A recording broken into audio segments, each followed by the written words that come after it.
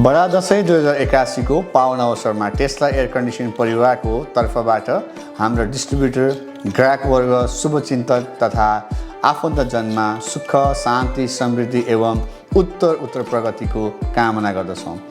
हाम्रो उद्देश्य भनेको तपाईको घरमा केवल चिसो मात्र दिनु होइन, आरामदायक वातावरण प्रदान गर्नु पनि हो। गर्मीको समयमा तपाईलाई शीतलता दिनका लागि हामी निरन्तर प्रयास गरेका छौँ।